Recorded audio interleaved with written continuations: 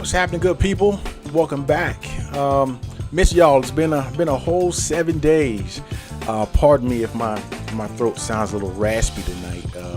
I'm just kind of getting over a cold. I was down all weekend. I don't. It's just I hadn't been right since. But nevertheless, got a show to do. So I am back with another episode of The Real. Again, I'm your host, Steve Holmes, and thank you all for joining me. I'm pleased to give you some news tonight with respect to our institution and our we got some staff news. I'm sure you guys are aware of what the big announcement from Mr. P, which is kind of like the topic of the day, so to speak. We'll get a chance to dive into that. Also, our football team played a game this weekend along those same lines, and we got some things to kind of unpack with that because I've seen some hand wringing going on online, and we'll dive into it. But nevertheless, thank y'all for joining me tonight. We're gonna go through our normal run of the show, talk about a few things.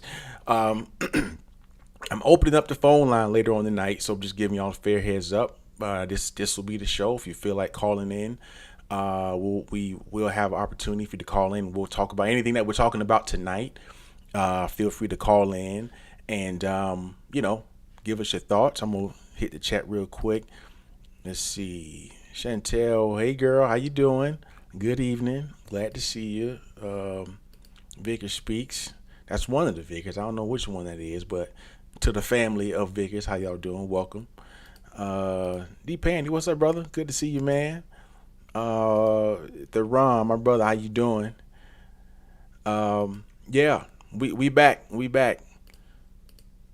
McKinley, I'm assuming that's Gerard. What's up, my bro? Who else we got? Hey, Lucretia. Good evening. Yeah, so we got some things to dive into. But first, as always, let's get to our real MVPs. I gotta apologize because last week, I know how it happened, but I just didn't. So last week, I thought we didn't have anybody contributing to the show from the last week, and so I had the same names from last week, but I was logged into my personal Cash App, which I ain't had no money in it nowhere. I don't know why. And so the alerts for people who had contributed to the show last week, I didn't see. And so, I was like, oh crap, I logged into it and I saw some money sitting there. I'm just like, oh man. So yes, thank y'all for last week as well as this week. Eric, who's 2 times in the month of August. Vernon, 2 times in the month of August. Adrian, 2 times in the month of August. Theron, 2 times in the month of August. These 4 names have given. I know the bullet points are funky. I don't know why that is, but these 4 individuals have contributed to the show twice this month, various amounts, which again help us run our show. This is our operating budget is funded by the team and the comment section and the alumni. So I thank y'all for doing it. Also, who pitched in: Jamila, Oscar, Brian, Tundra, Lenitra, Judy, Jason. I appreciate all of y'all. I hadn't seen Miss Tundra in a while. She normally pops her head in. So yeah, I appreciate all of y'all. And as always, there's 3 ways that you can support the show. The first way is to make sure you are subscribed to the show. Don't just think you're subscribed. No, you are. Hit that subscribe button and make sure that way you get alerted when we go live and all the other things. And it helps us get our follower count up. We are at, last I checked, 602 followers. The goal is 1,000. Over halfway there, but not there yet. So please subscribe if you haven't. Same thing with us on IG and Facebook. Follow us on there. These are just as good as follows on or subscribes on YouTube, because again, it helps us grow our account. And then lastly, you can contribute to the show directly using our Cash App tag, the ad BCU, and that would be great. And as you all know, again, we're a show, grassroots. We do everything from right here with all of you watching. So I appreciate whatever you are able to do to the show or send to the show. So yeah, I hope y'all are doing well. Hey, Miss Tundra, how you doing? I ain't seen you. All right, good to see you. I hope y'all have been keeping up with things. We do have a bit of news that I do want to talk to, especially with the school. A couple of things. I didn't have a screen for this, but I want to give her a shout out. Coach B, Brittany Williams of the volleyball team, just had a birthday. I think it was yesterday or Sunday. Maybe it was yesterday. And she also notched her 100th win. I neglected to make any type of graphic for it. I apologize. I would have done it a little bit more formally, but big kudos to Coach B. She's been great getting our volleyball team ready to go for the last several years, and she's done a great job, like kind of reestablishing and building that program to what it is now. And I was trying to have her on tonight, but the schedules didn't work. And so we're either going to try to work on getting her on next week or the week thereafter. I'm going to try it for next week if it works out, but I already had a guest scheduled for next week. But nonetheless, we'll figure it out. And so yeah, y'all make sure y'all let her know we gave her a shout out tonight because she's doing really, really good work. And again, that was not on my show notes, but I remembered it when it was too late to make a screen for it. Vicar Speak says she is 2-1. Let's go. Let's go. All right. Let's hit some news. I don't know if y'all saw this story, but Miss Senorita Locklear turns 101. This was it was a few days ago, I think. She is was the private secretary or assistant to Dr. Bethune. Like, how crazy is that? Number one, that is a direct line to our founder that we're still able to sit and talk to, and somebody who had who was sitting, y'all know, secretaries and assistants, they are like almost more important than anybody else because they know all the schedules, they know all the secrets, like they know all the meetings, they know all the stuff. So she's an important woman, and for her to still be living to talk to our eighth president, like she's lived through 8 Bethune-Cookman presidencies, which is like, it's crazy. So she's there with Dr. Mosley, it looks like, Dr. Paramore, Daisy Grimes, and that's one of our show contributors, Sean Higgins.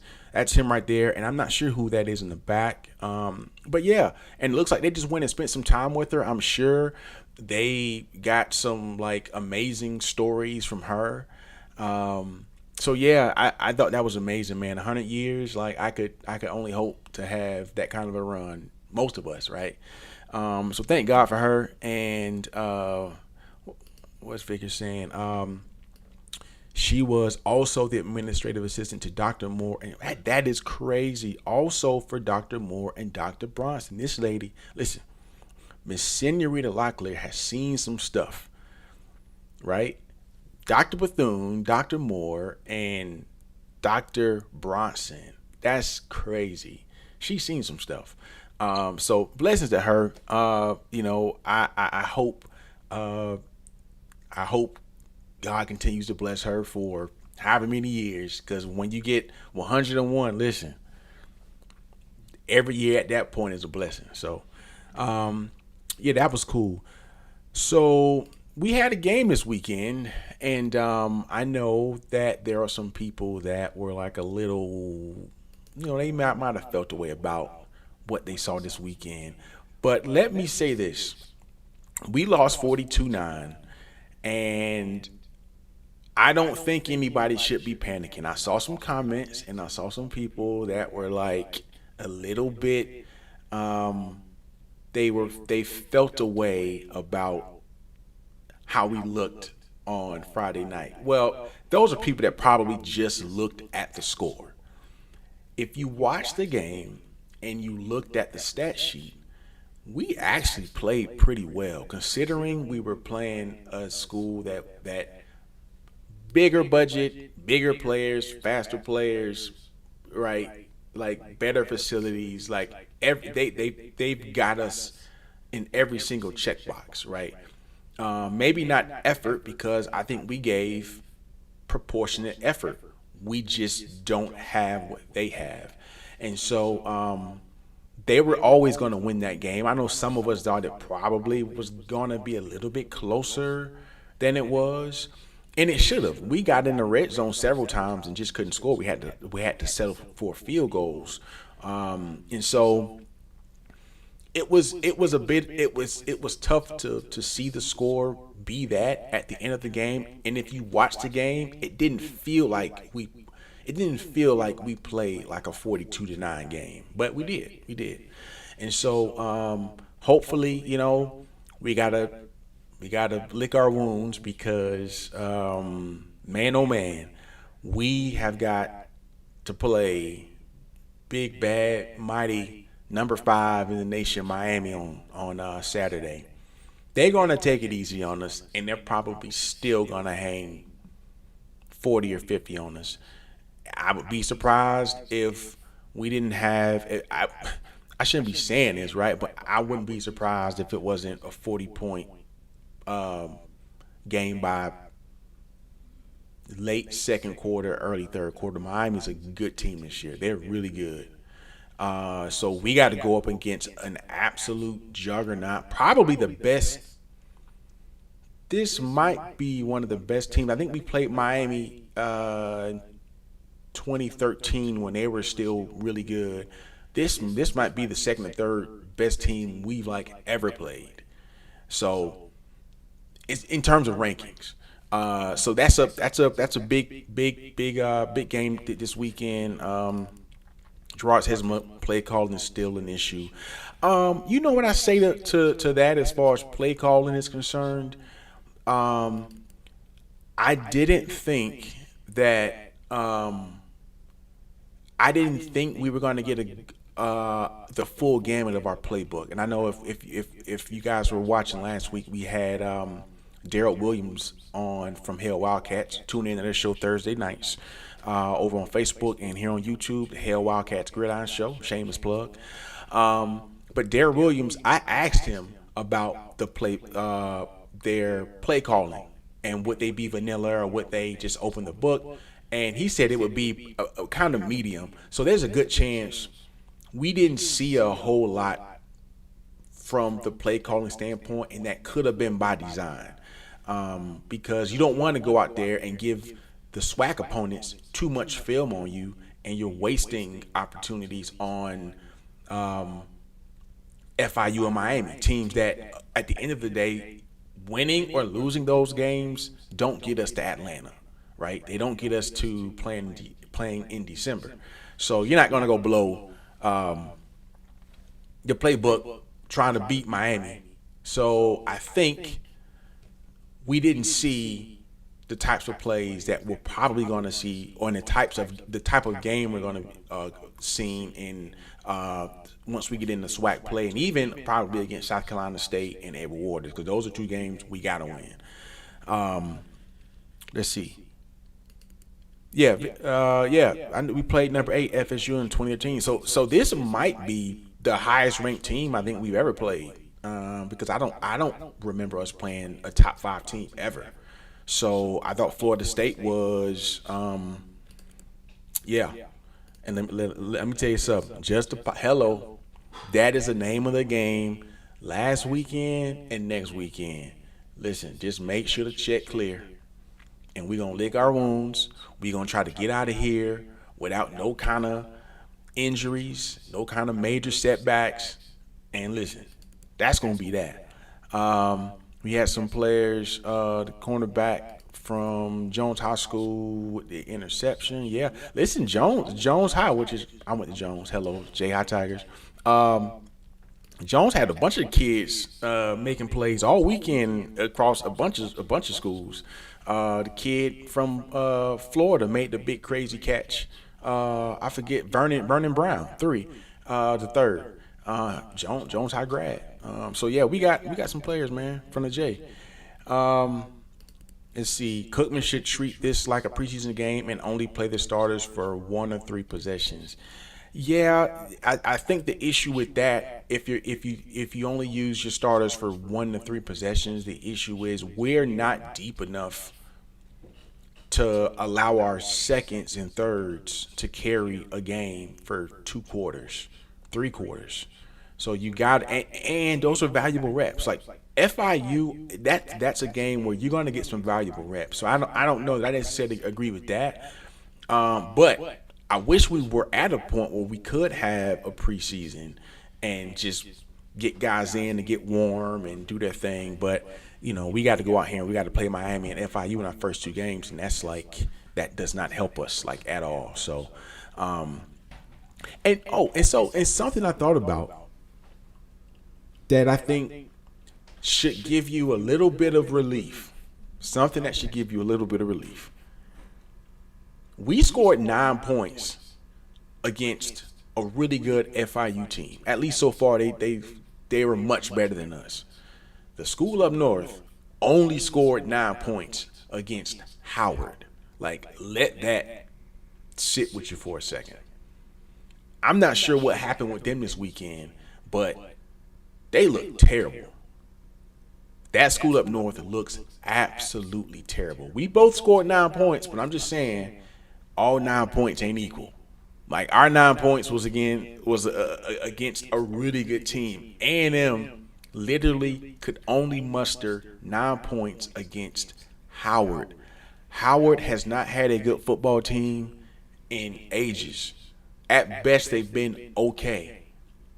Like that's not a good football program. So I'm just saying, while y'all around here getting feeling away about us, I don't again. And we put 350, almost 400 yards on FIU. They hung us for 450, but we moved the ball. So just things that kind of keep it like the score doesn't tell the game. The score doesn't tell the entire story, and you gotta just take a step back sometimes. D. Pandy says, I think the real test will be Edward Waters. Although they're a D2 team, they look good this past week. And let me tell you something, Edward Waters, I'm nervous now. We should definitely beat them, but I am nervous because they beat not South Carolina State. They beat Savannah State 41-14. They're like peer institutions. They're kind of like similar, kind of the same size. I think they're in the same conference. Maybe they're not, but that is a score that makes you be like, all right, like we got to take them seriously. And again, I don't know if Savannah State is just that bad. And Savannah State has always been a terrible football program. Y'all remember we used to play them in Jacksonville, like Edward Waters too. But Savannah State we used to beat them like 63-0. Let's see. James Campbell says Cooking looks so much better on offense. Yeah, I agree. We moved the ball. And I don't know if y'all remember last year. I don't think we had 100 yards. We played USF last year. We opened up with somebody last year, and we did not move the ball in that first game. And I think we did a little bit better in that. I forget what the second game was. It like Wyoming or something like that? But whoever it was. Sean Higgins says EWC is SIAC. Then what is Savannah State? Are they CIAA? No, they're not CIAA, are they? Anyways, yeah. So that game against Edward Waters, definitely. I'm looking at it. I'm circling it now. At first, I was like, we should beat them, but now I don't know what to make of that big performance they had this weekend. And we can't sleep on South Carolina State. Like they've always been our biggest rival in the MEAC outside of FAMU. Like it's been South Carolina State, and they give us problems on bad years. They gave us problems when they weren't that good, and it's just like it's something about playing them, especially in South Carolina, in Orangeburg, So, yeah. So my whole point is, just relax about what you saw this past weekend, Friday, with the football team. They showed a lot of good signs. They showed a lot of good progress in terms of being able to move the ball against solid defense. And as long as they keep improving, I think we'll be good. All right. So let's get to it. Let's get to the big topic tonight. Now, this was a bit of a shocker. This is a bit of a shocker. I am not sure. Yeah, when I heard it. So for those of y'all that watched last week, I had made a comment, and I think Tiffany Todd was on here, and I told her, I said, Tiffany, I heard something, but I didn't know if it was true or not. So I'm not gonna like divulge it because I wasn't sure, like, what it was. And this is what I was talking about because I had heard it, but there was no like announcement or anything from the band or the school or anything, and that felt kind of significant. So I'm like, well, maybe I just wait until they either say something or do something, and then of course they announced it during the halftime show on Friday, which is great. And somebody says there's an echo. I'm sorry, y'all. Is that better? Can y'all hear me now? I know why it's an echo because I got this other thing for the call in. That should be better. All right. No echo. All right. We good? Cool. Man, I wish y'all would have told me that how long I had echo and y'all just sitting up here and let me talk. Anyways, let's get back to Mr. B. I am yeah, that's one of those ones that you know is coming, right? Like you know for a fact, like Mr. B's gonna retire. He's one of the oldest staff or employees, even at the school, I think. I know he's the oldest tenured in the music department, and he's the oldest tenured on the band staff. And so there's just so much to like consider when a person like that decides to hang it up. And I think that I don't know what it looks like, right? Like I don't know what they've talked about or to what degree he'll still be involved. I would have to imagine that he'll probably still be around in some form. But what you got to remember, and especially some of the people that are like, no, don't retire. Listen, Mr. P has been at the school since I think it was 1981. That's like 44 years. Y'all, I'm 42. Like I was born in 1983, so this guy has been at Bethune-Cookman since literally before I was born, which is like insane when you really think about it. And so the fact that he has decided to hang it up and sail off into the sunset. Listen, it's well earned. Like it is well earned. Or they say the echo is back. I don't know how the echo is back. All right, I know why. All right, that was weird. Oh, because I know why. All right, that should be better. Sorry. Yeah, like he's probably older, and he was born before. Yeah, almost everybody that is probably watching this show right now, and just to think he's been around that long. And so he started in 1981. He was band director for Bray was the band director up until I think 93, and then I think he took over from 93 to 96, and then I think Mr. Wells took over in 96, and Mr. Wells been there ever since. I think that's the timeline. Somebody in the comments can confirm that, but I think Mr. Wells came in either 90. Yeah, it was. '96. Yeah. And so the guy has been not just an arranger for the band, but he's been an actual employee for the school as well. Like he's a professor. He's got the concert band. He's got whatever his responsibilities have been to the institution. He's the arranger.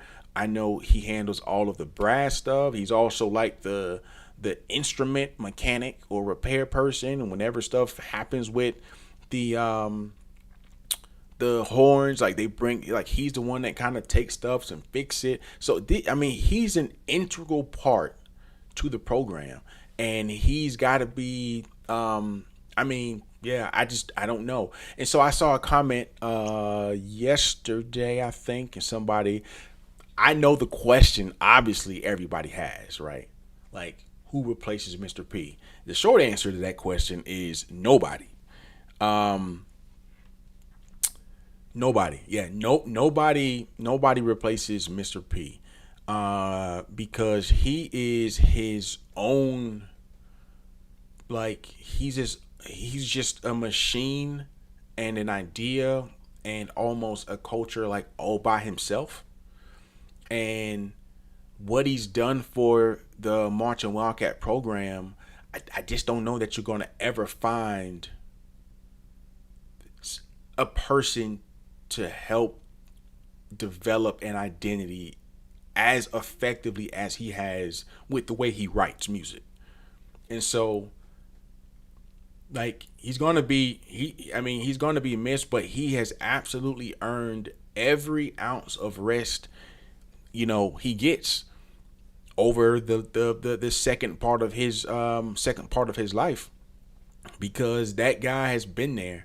And so I just think it's one of those things.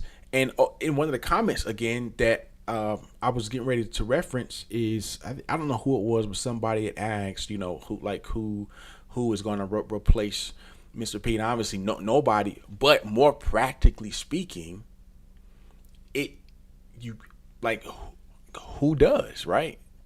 Who do you call on to take that place? And I imagine Mr. Wells and the staff there is are like trying to find a person who can come in and learn the ropes. And it's going to be a huge opportunity to whoever that person is. They'll get to blaze their own trail, because listen, you can't write like P. Like he can only do it how he does it. So whoever it is, I hope they give him a chance or her a chance to blaze their own trail.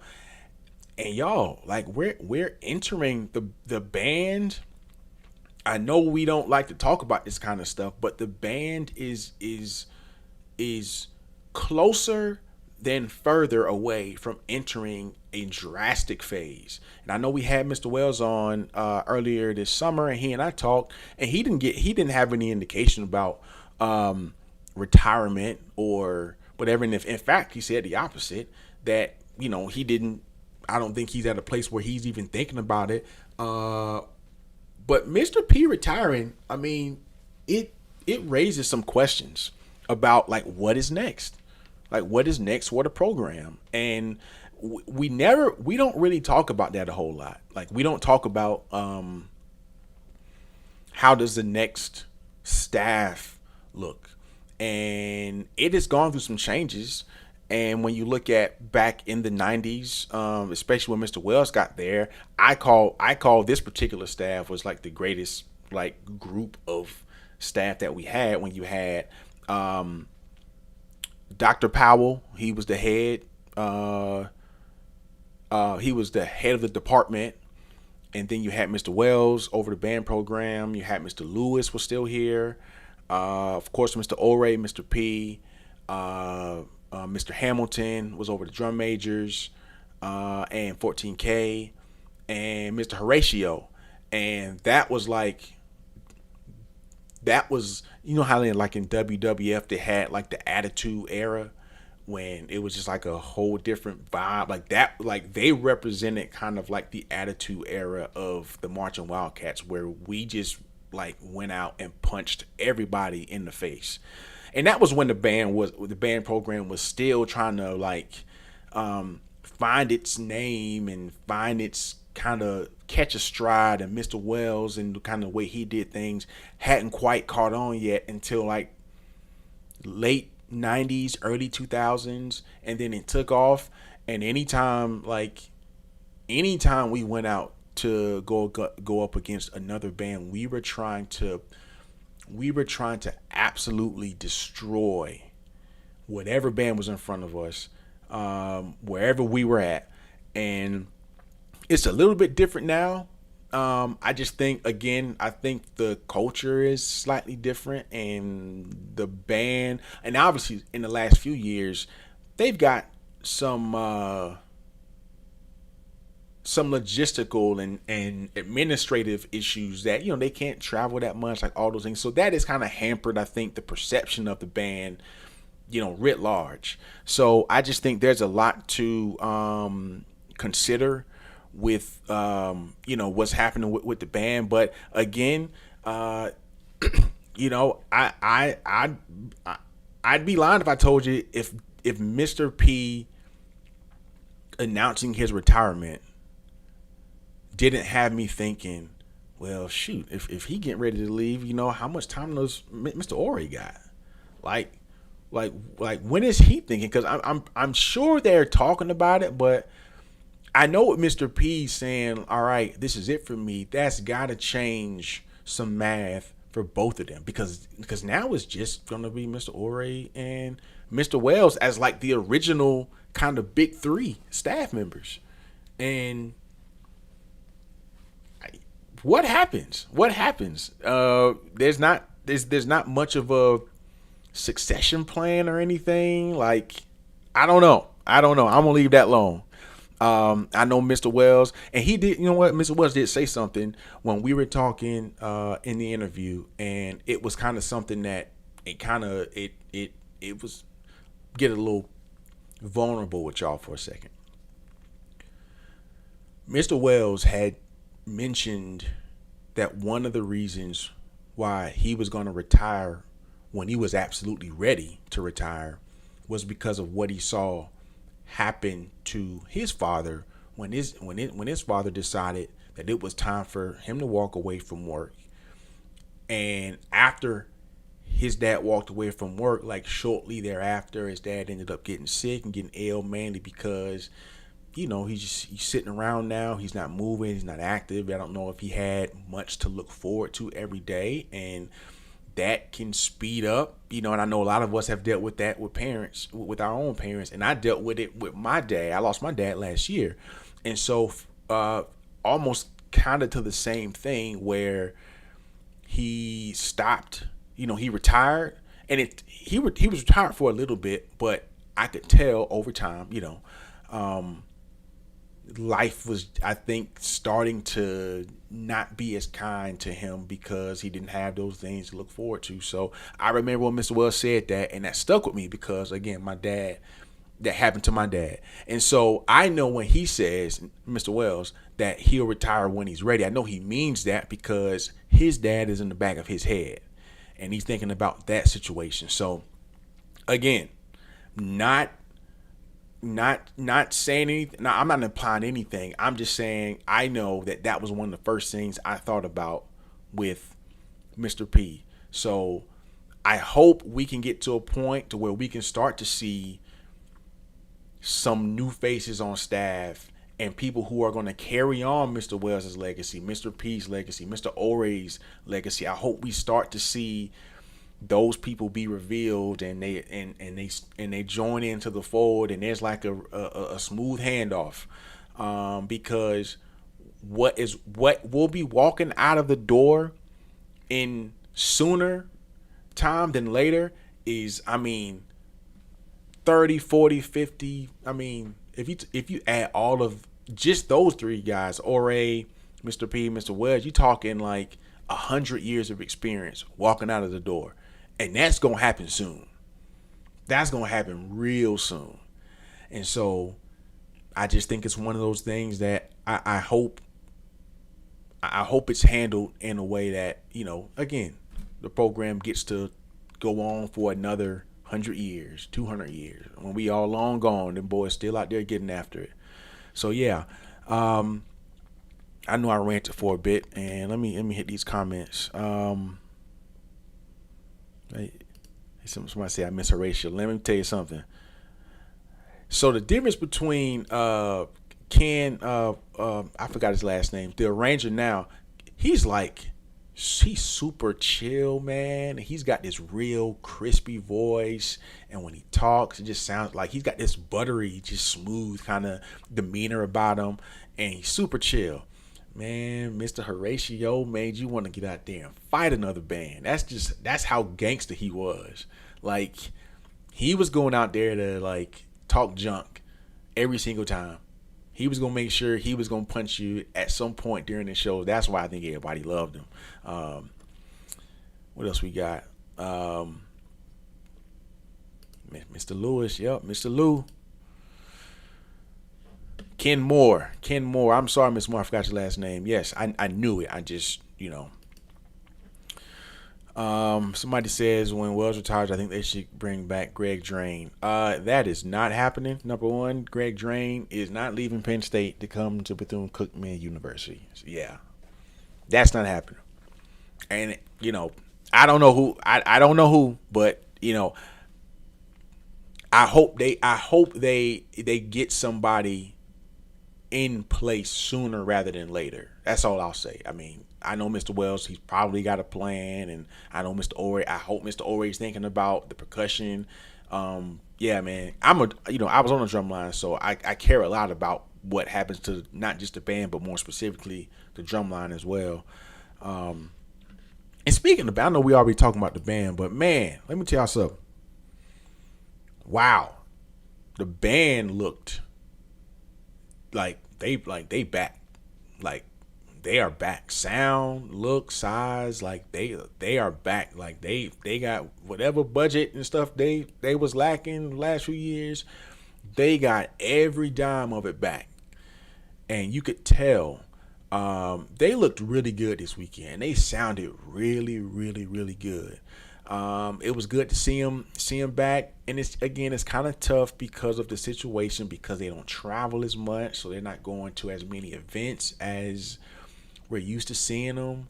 So it's like home games, an occasional battle of the bands, an occasional away game. Like this weekend, I think they're going to South Carolina State, and then they got Tampa for the Southern game. And then that's pretty much, I don't know, I think they're doing the Battle of the Bands in South Carolina the same weekend as the game or something like that. But we don't get to see him as much. So I'm just hoping that I'm hoping that the program continues to just keep growing. Not even in size.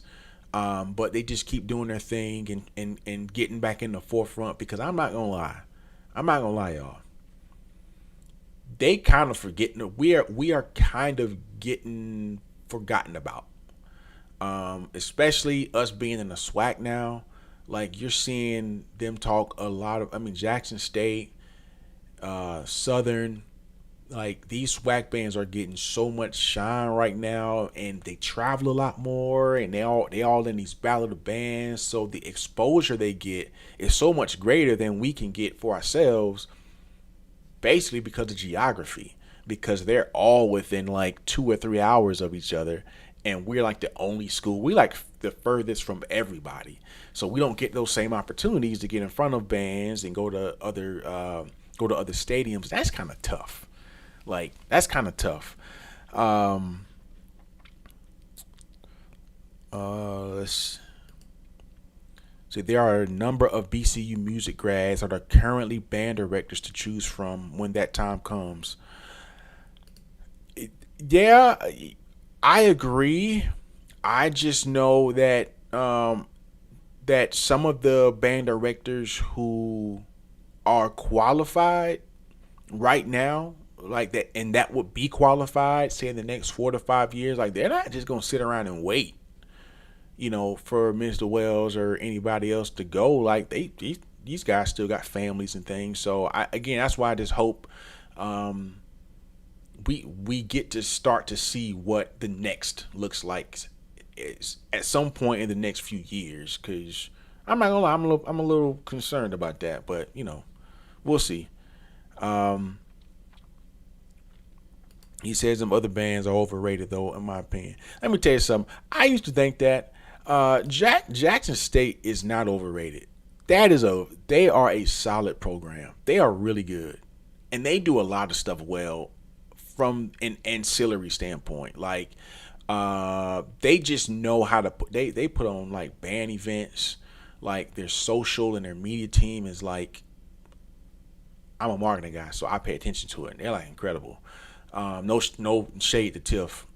I love our team, but I see what they do and how they're given a little bit more to work with as well. They got a full squad, like they got a full team, videographers, camera guys, like graphic designers, like they've invested in their media team, like for real.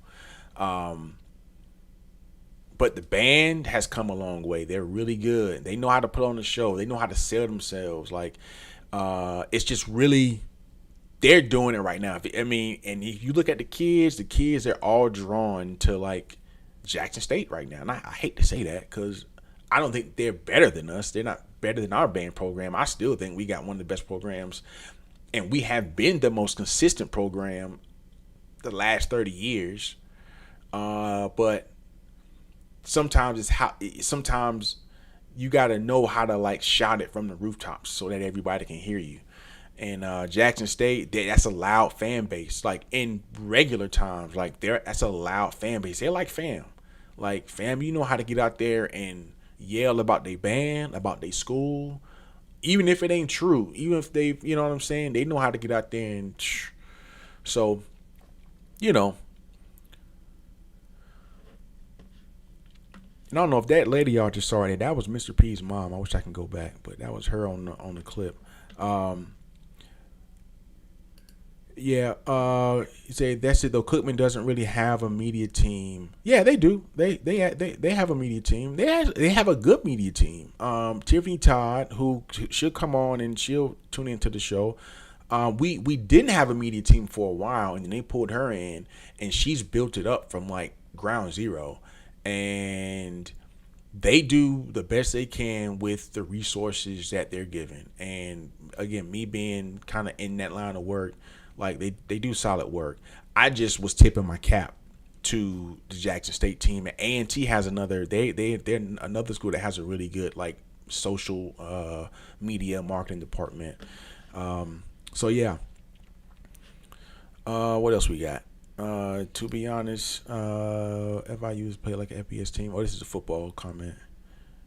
Yeah. Yeah. Well, all right. Well, let's keep it moving. Yeah. So before we open the phone lines, listen, y'all.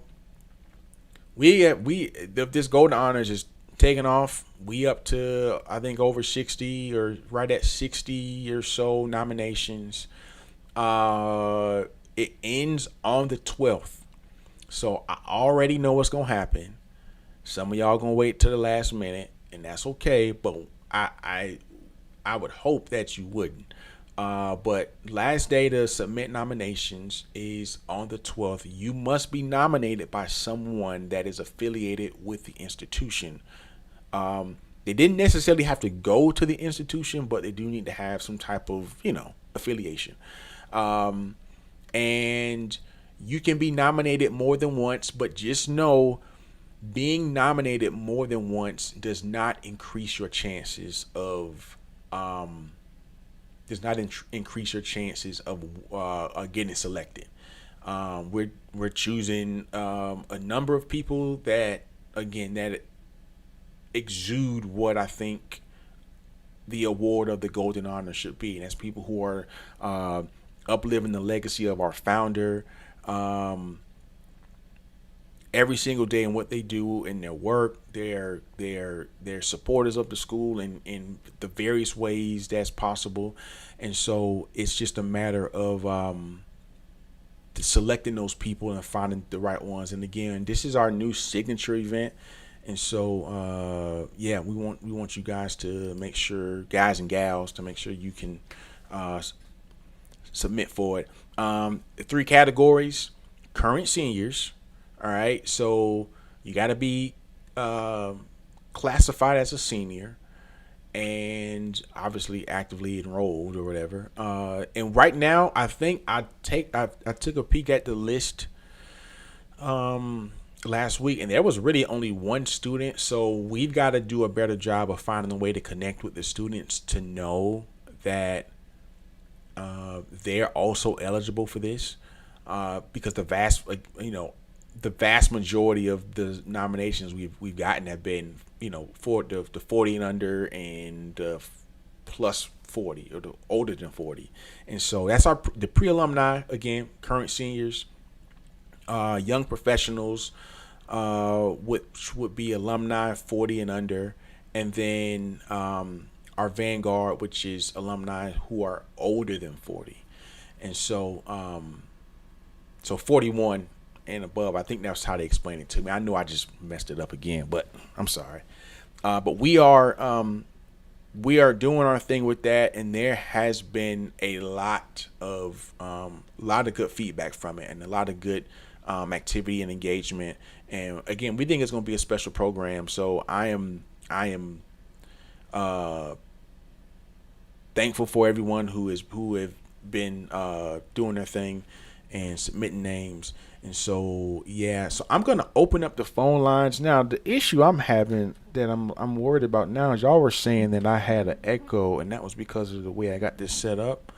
So I don't know if it's gonna work. Well, we're gonna try it and see. And if it sounds bad, y'all just tell me, and I may have to cut it down because I don't know. But yeah, let's do it. And our real hotline tonight is going to be brought to you by Sky Confections. I do not have my script like I normally have, so I'm just going to tell you, Sky Confections is owned by my lovely wife, Michelle Holmes. We are based here in Atlanta. If you like to eat good cakes that look good and taste good, give her a buzz at skyconfections.com. Send her a code online. She does cake classes and decorating classes, the whole gamut when it comes to baked goods. She's really good at her job. And so, give her a call as we go ahead and open up the phone lines. 404-567-6536. We only got like 12 minutes, so I'll take maybe a couple of calls. If you want to talk about Mr. P, if you want to talk about the band, if you want to talk about football team, we got about 12 minutes to do so. So call the number and we'll do it. In the meantime, I will go back to a comment. Johnny Mem said, "I'm very proud of our media team." Yeah, listen, and the footage they got during the game this weekend was like really, really good. Really, really good. And you can tell like they're getting a lot better.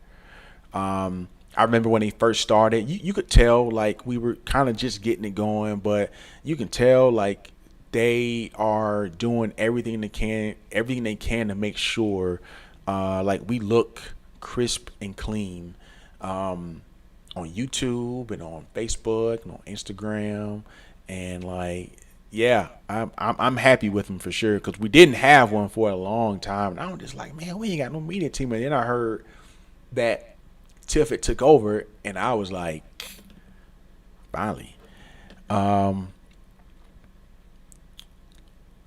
Let's see. No echo for a while. That's good. Any calls? No calls? I don't see any calls. Let me see.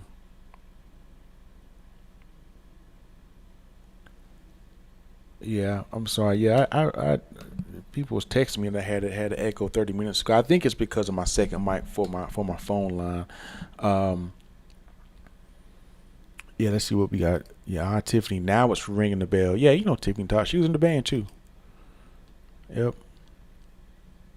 All right, we're getting a call. Let's see. This is from Daytona.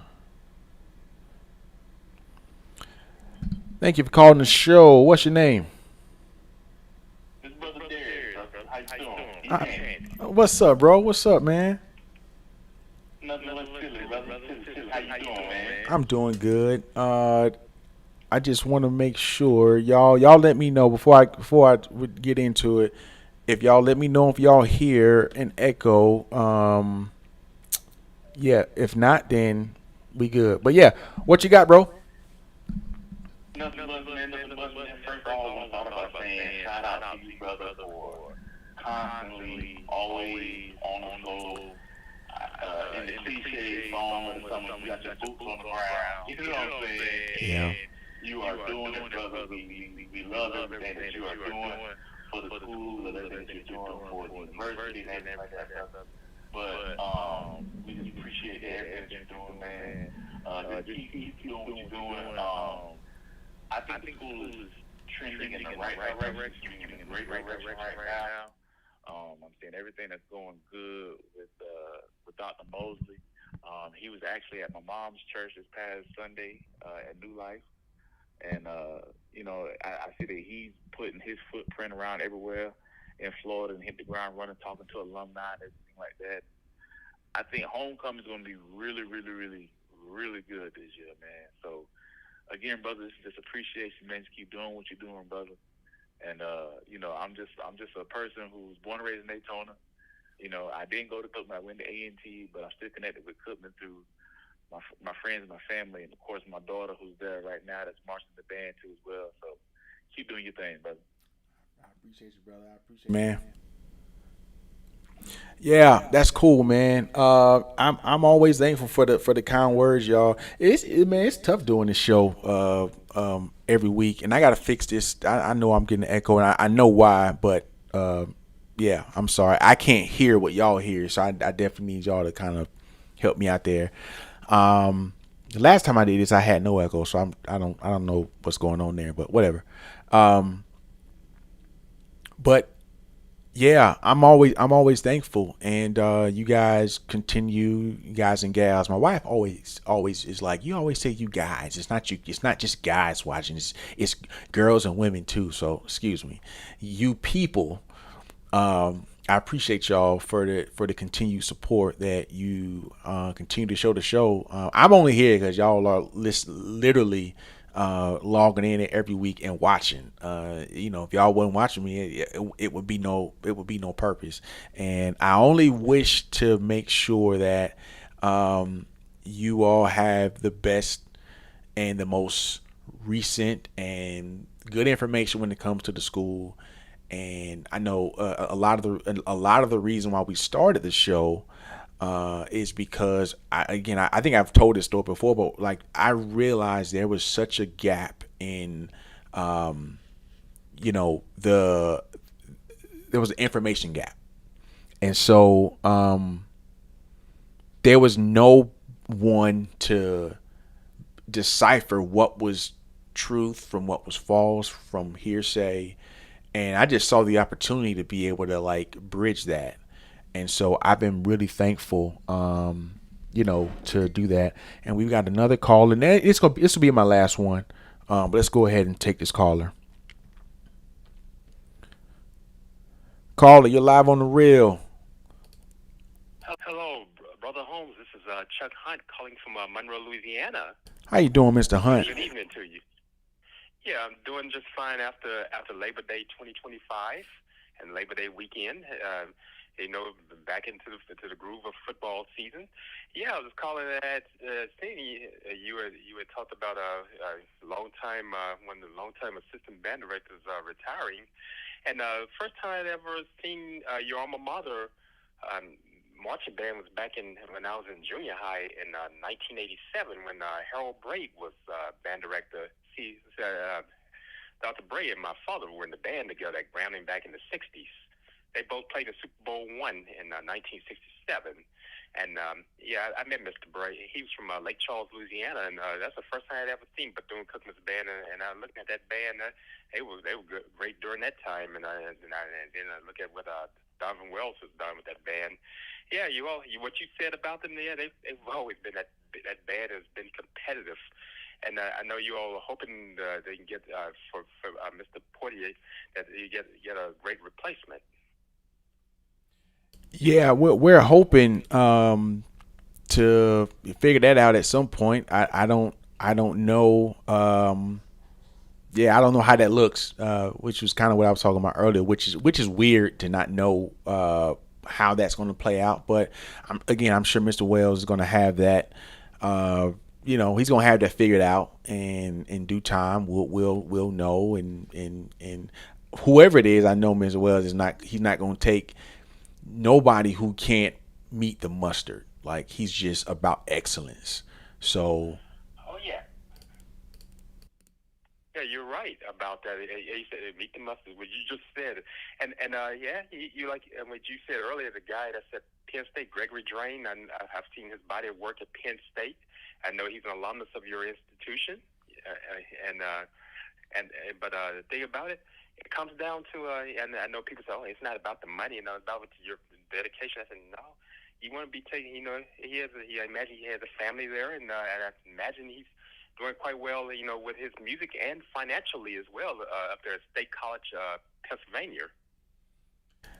Yeah, he's doing his thing up there, and I love him up there. He's done amazing things up there. Yeah, and I'm not saying there's no chance. I'm not saying there's no chance he doesn't come here. I'm just saying, I'm pretty sure he and his family are doing well up in yes. State College. Yeah, and Happy and listening to those crowds in Happy Valley and all that. Yeah, and you getting paid to do that and seeing those big crowds and all that. Yeah, I imagine he's probably enjoying it. So I know he still loves his alma mater, but hey, this is what your school has taught to go out into the world and conquer.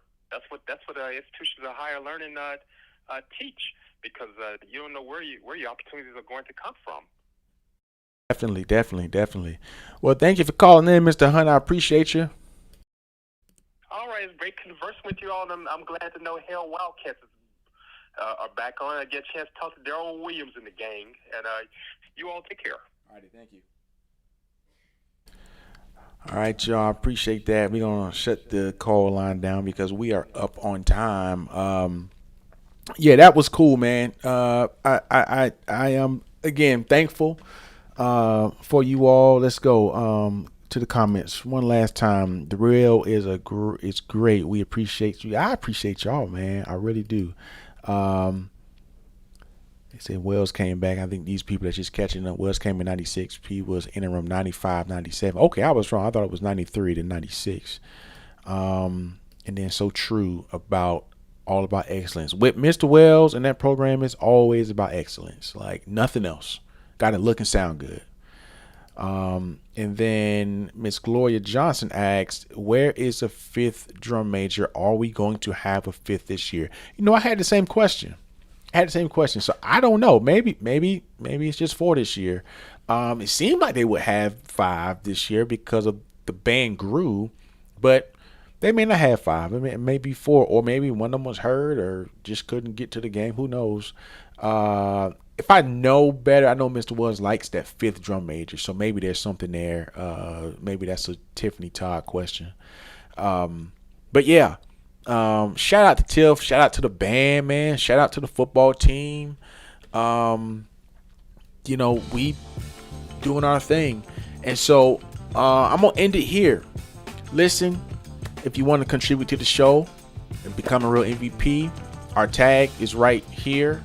The at bcu.com. We appreciate all donations, all contributions. Thank y'all for supporting the show. Make sure you subscribe, hit that subscribe button so that we can grow our audience. And we'll be back next week. And hopefully we'll have either Coach Brittany Williams or another guest. And I might have a really big announcement. I'm teasing it now, but I might have a really big announcement. But we'll talk about it next week. All right. I appreciate y'all. Catch y'all next week. Peace.